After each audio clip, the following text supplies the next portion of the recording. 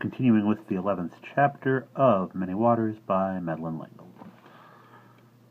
They were united in the big tent that evening. Japheth, hovered over by Matred, lay on a pile of soft skins, pale but smiling, and sipped at the strengthening broth Matred kept offering him.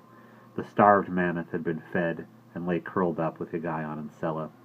Sandy and Denny's kept grinning at each other in relief, with Sandy repeating over and over in his praise of Japheth and Higgaion, "It was a wonderful idea to have Higgy sent for me. I don't know what would have happened otherwise."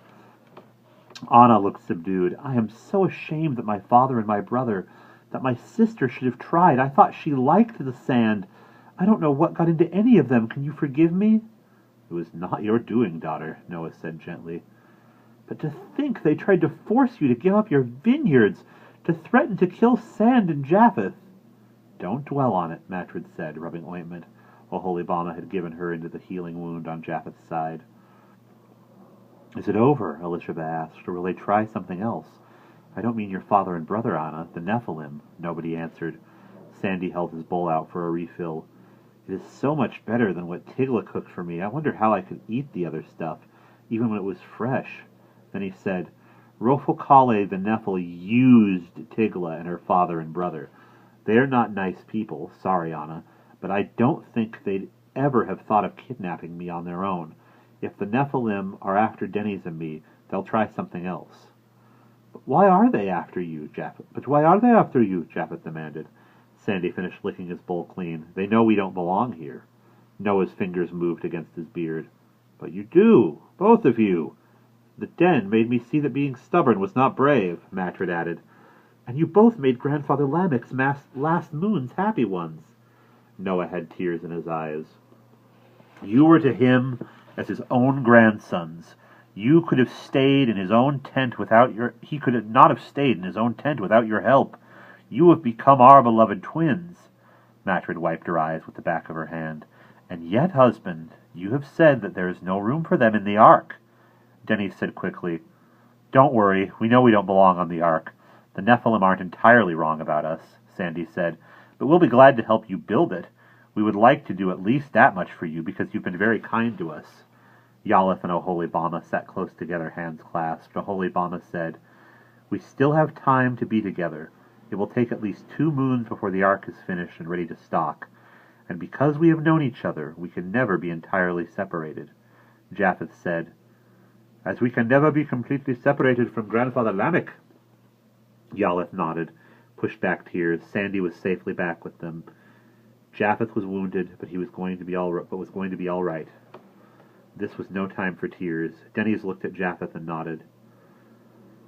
"The night that Grandfather Lamech died, how long ago it seems, Higgaion and I went out under the stars while Noah was in the tent, waiting for Sandy." He hesitated and plunged on.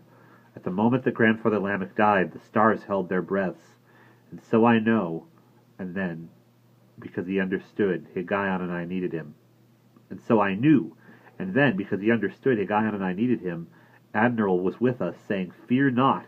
And then he was back in the scarab beetle, on Higgaion's ear, instead of off with the other seraphim, as he's been so often lately." There was a moment of silence. Then Noah opened a fresh skin of wine. "My love for all of you is too deep for words, dear twins. We are glad that you have come to us, and now it is time for you to leave, isn't it?" Sandy said firmly, "Not until we've helped you build the ark." Sandy and Denny stayed in the big tent, having been given sleeping skins and a place to themselves across from Noah and Matred. Higgaion and Sella slept with the little mammoth, whose ribs were beginning to fill out and whose coat was beginning to shine. Denny's woke up in the darkness, and the darkness of the tent was heavy. Around him he heard gentle snores and the night sounds of the desert. He nudged Sandy. "Are you awake?" "Almost." "Now what?" Sandy wriggled into a more comfortable position. "We'll keep on helping Noah with the ark. And then?" Fully awake now, Sandy moved so that he could whisper directly into Denny's ear. "We'll take a quantum leap." "And how will we manage that?" "It came to me when the mammoth and I called the unicorn to be in that nasty little tent where I was in prison. The Nephilim cannot leave this earth, but the seraphim can." More to the point, Denny's asked, can we leave this time and get back to our own time? I wouldn't want to miscalculate and land in the Middle Ages or in the year 3003. I'll have to speak with Admiral about it again. You already have. Some. When we first got here, what I think would work for us would be to call unicorns, ride them, and for Admiral or any of the Seraphim to go forward to our time and call the unicorns to come back. Wild, Denny's whistled. Yes, but it worked when the 3 Seraphim called me back into the desert sands after Japheth and Higgaion came to rescue me. That was space, not time, and a small distance in space at that, Denny's pointed out. True, but experiments with photons, for instance, seem to show that they can communicate with each other instantaneously, and that means faster than the speed of light, and distance doesn't seem to be a problem for them. But it's time we have to worry about, Denny's whispered. Noah snored a very loud snore, and they could hear him turn over on his skins. Denny's continued, If I understood Mother's experiments, an observer is essential in the world of quantum mechanics. I mean, an observer seems to be necessary to make quanta real. Sandy moved impatiently. I don't understand it, but Mother seems to, and so do a lot of other particle physicists. That's true enough. That's enough for me. I'll talk to Admiral. There was a heavy silence. Then Denny said, Anything seems to be possible. I hope this is. Another silence. Then Sandy asks, Do you think we could take Yalith with us? Denny did not answer for a while. Then, No, I don't think so. We're not supposed to change history. But she'll drown. I know. I love her too. At last it had been said. But if we love her... Denny's voice was blank. I don't think we can take her with us. Sandy reached for his twin's hand and grasped it. A lot of people are going to drown. Would you mind changing history if it would save Yalith? Denny said, I wouldn't mind. I'd be willing to try absolutely anything, but I have a feeling that we can't. I hate it. Shh, I hate it too, Sandy whispered. It's going to be dangerous taking a quantum leap. Dad obviously thinks such things are possible. After all, wasn't he programming some kind of quantum leap or Tesser when we messed around with his experiments? So, if he believes in it, it's not that wild. Sure it's that wild. It's got to be that wild in order to work. Sandy gave a slightly hysterical laugh. Our father was not programming unicorns into his experiment. Higgaion jerked in a sleeping dream, whimpered. Sella made little murmuring noises, and Tigla's mammoth moved closer to the others. Sandy asked, What about the mammoths? Denny stretched his arm out so he could touch gently Higgaion's shaggy fur. I wonder if they can swim. It wouldn't do any good, not for 40 days and 40 nights. Denny's closed his eyes, listened, heard the wind high in the sky above the tent, but the words would not come clear. He whispered, Does Yalith know she's not going on the ark? I think so. I think Noah has told her. I understand that floods and other disasters happen, but if this flood is really being sent by El, Sandy said, if it's being sent by El, then I don't like El, not if Yalith is going to drown.